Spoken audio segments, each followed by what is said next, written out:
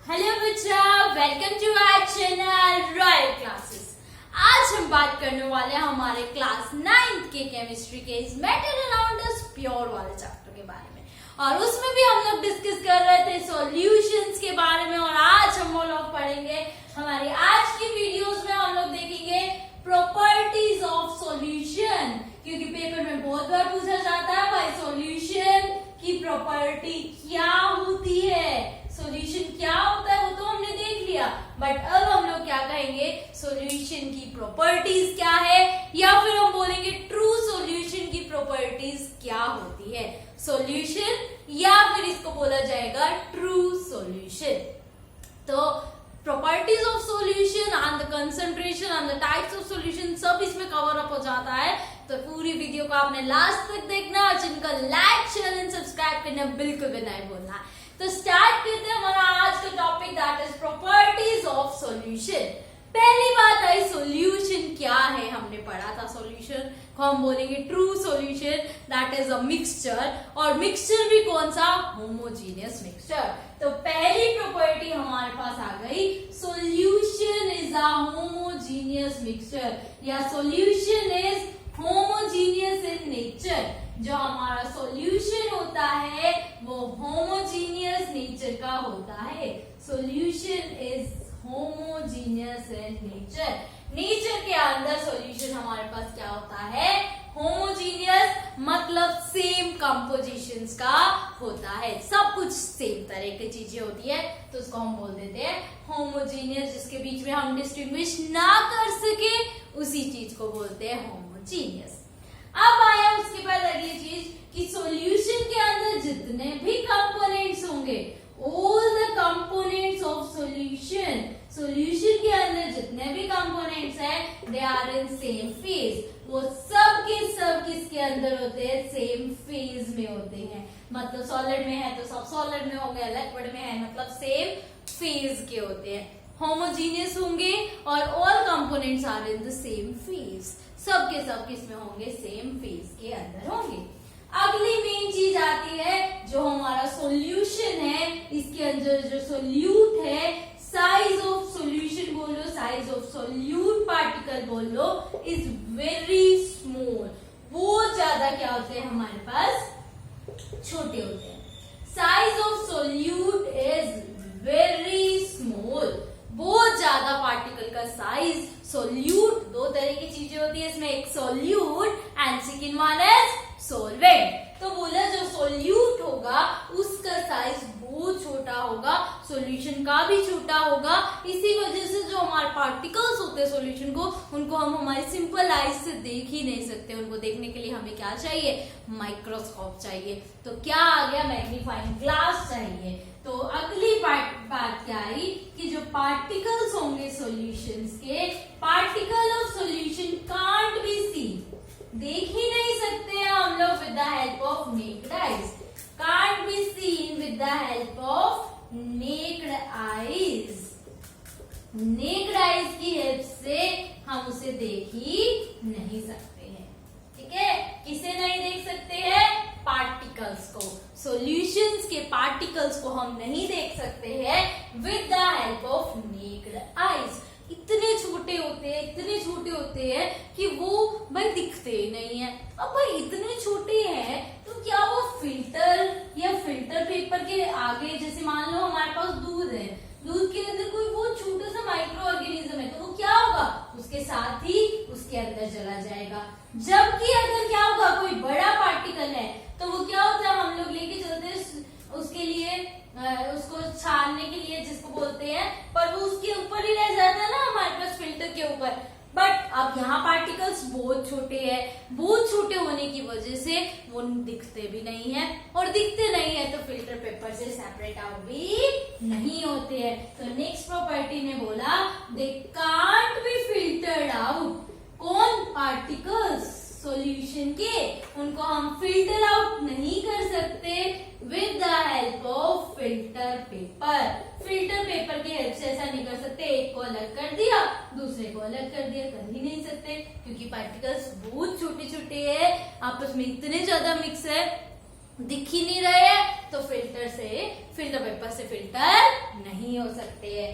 अब क्या बोला उसके बाद, ये पार्टिकल्स नीचे जाके बॉटम में सेटल डाउन हो जाते हैं, वहां जाके इतने स्टेबल हो जाते हैं कि उनको हिलने की जरूरत ही नहीं होती। सॉल्यूशंस के पार्टिकल जो है इज क्वाइट स्टेबल, बहुत ज्यादा क्या होते हैं, स्टेबल हो जाते हैं, हिल ही नहीं पाते, इसका मतलब दे आर क्वाइट स्टेबल, बिल्कुल के बिल्कुल क्या हो जाते हैं, वो स्टेबल हो जाते हैं। ठीक है, अब एक चीज बताई, अगर हमारा जो सॉल्यूशन है वो वाटर के अंदर सोल्यूबल हो जाए, मतलब सॉल्यूशन कंटेनिंग वाटर, जो भी सॉल्यूशन जो है वो वाटर कंटेन करता है, कंटेनिंग वाटर, उसको हम लोग एक नाम दे देते हैं, दैट इज एक्वस सॉल्यूशन।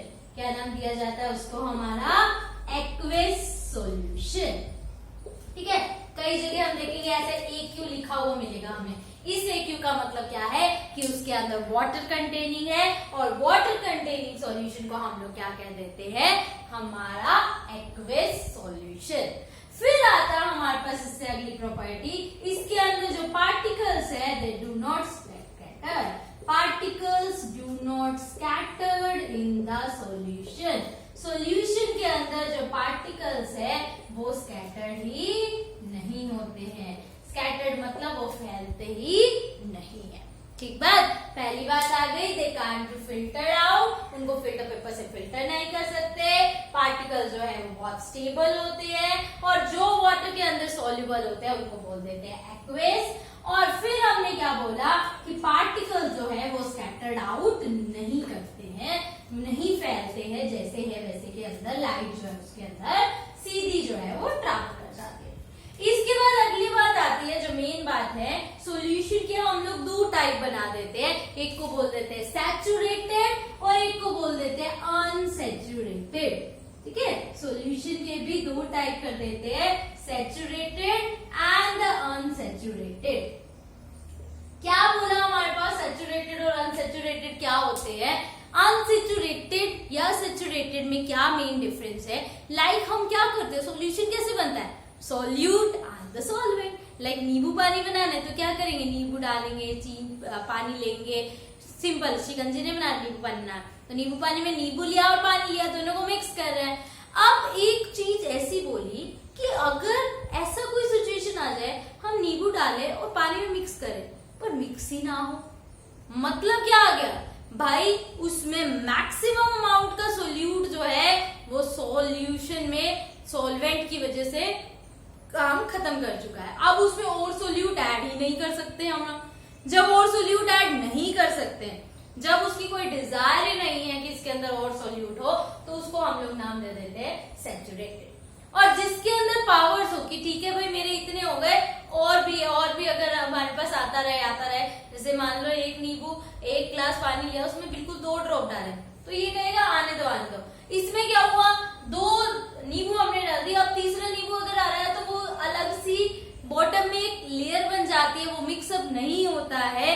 तो जिसमें मिक्सअप नहीं होता है मतलब जिसमें मैक्सिमम अमाउंट का सोल्यूट डिसॉल्व हो चुका है, maximum amount of solute is dissolved, solute का मैक्सिमम अमाउंट अगर डिसॉल्व हो चुका है, maximum amount of solute is dissolved in a particular at a particular temperature, ये फिक्स बात है भाई, एक टेम्परेचर के लिए हम लोग बात कर रहे हैं, क्योंकि अगर मैं हीट अप कर देती हूँ सैचुरेटेड के अंदर तो इसके अंदर और नींबू मिक्स हो सकता है, अभी 2 हुआ था, पर जैसे ही अगर मैं इसको गर्म कर दूंगी या इसको ठंडा करूंगी तो एक भी पूरा नहीं होगा, और गर्म कर दूंगी तो 2 से भी ज्यादा हो जाएगा, तो उसको हम लोग नाम दे देते हैं सैचुरेटेड। और अनसैचुरेटेड में हम लोग क्या कहते हैं, जिसमें डिजायर है, जिसके अंदर अभी भी कहते हैं कि भाई कहते हैं ना amount, quantity of amount dissolve हो सकता है इसके अंदर,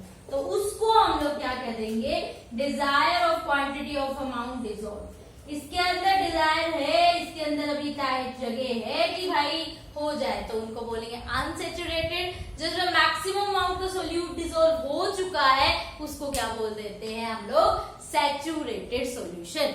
बट ऐसा नहीं है कि सैचुरेटेड हो गया तो कभी अनसैचुरेटेड नहीं बन सकता, सैचुरेटेड सॉल्यूशन हमारे पास अनसैचुरेटेड बन सकता है, saturated become unsaturated.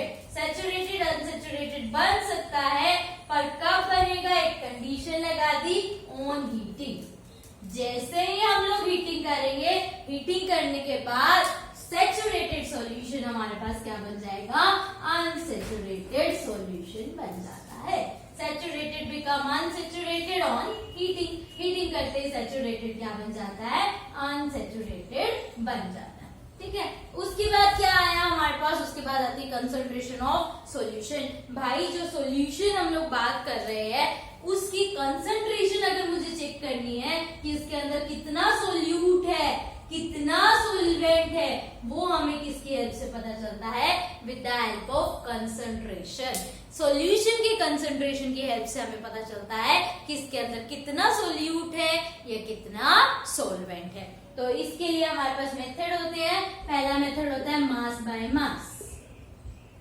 Mass by mass का मतलब क्या होता है, जिसकी भी मुझे कंसंट्रेशन निकालनी है, माना कंसंट्रेशन निकालनी है मुझे ऑफ सोल्यूट ए, सोल्यूट की कंसंट्रेशन भी निकाल सकते हैं, सोलवेंट की भी निकाल सकते हैं। एक की निकल गई तो दूसरे की अपने में आप निकल जाएगी। माना सोल्यूट 30% है, सोलवेंट कितना, 100 माइनस 30 दैट इज 70%। तो यहाँ पे कैसे निकालेंगे हम लोग, मास बाय मास, मतलब जिसका भी निकालना है, लाइक मैंने ए का निकालना था तो मास ऑफ सोल्यूट ए और बी आपस में मिक्स हुए, ए सोल्यूट था, कम अमाउंट वाला था, बी हमारे पास सोलवेंट था, मिक्स होकर बना दिया ए बी। ए बी के अंदर मुझे बताना है, लाइक ये मेरा नींबू, ये पानी, ये नींबू पानी, ठीक है, ये नींबू लगता है, ये पानी लगता है, मिक्स होकर नींबू पानी। अब इस नींबू पानी के अंदर नींबू कितना, तो वो किससे निकलेगा, with the help of concentration method. तो mass of solute A upon में mass of solute A plus में मास ऑफ सोल्यूट बी, उससे हमारे पास क्या आ जाती है, concentration of solute A. B का निकालना है, सोलवेंट बी का, तो हम कैसे निकाल देंगे, मास ऑफ बी अपॉन में mass of A plus mass of B, दोनों का मास आ गया। तो इस तरह से हमारे पास क्या आ जाता है, कंसंट्रेशन ऑफ द सॉल्यूशन। अगला आता है हमारे पास वॉल्यूम बाय वॉल्यूम। ठीक है, इससे अगला क्या आ जाता है, volume by volume. Volume by volume कैसे निकालते हैं, वॉल्यूम ऑफ सॉल्यूशन ए, जिसका भी निकालना, बस हमें क्या करना पड़ेगा, volume of solution A upon में volume of A plus volume of B. ठीक है, तो कंसंट्रेशन निकालने का मेथड तो बिल्कुल इजी था, एक कंसंट्रेशन हम निकालनी सीख लेते हैं, जिससे आपको कंफर्मेशन मिल जाएगी कि आपको वो चीज आ भी रही है या नहीं आ रही है। तो कंसंट्रेशन हम लोग, लाइक हमारे पास क्वेश्चन आया, a solution has been prepared, एक सॉल्यूशन हमने प्रिपेयर किया है विद, क्या लेकर, इसको साथ साथ नोट डाउन करते जाइए, a solution has been prepared, एक सॉल्यूशन को प्रिपेयर किया है with 5 gram of sugar, 5 gram of sugar dissolved in 95 gram of water. What is the mass percentage? Mass percentage हमें फाइंड आउट करनी है। ठीक है, क्वेश्चन का मतलब समझ आ गया आप लोगों को। क्वेश्चन ने बोला एक सॉल्यूशन है, प्रिपेयर हुआ है, 5 ग्राम उसमें सॉल्यूट है, शुगर है, और 95 ग्राम उसमें वाटर है।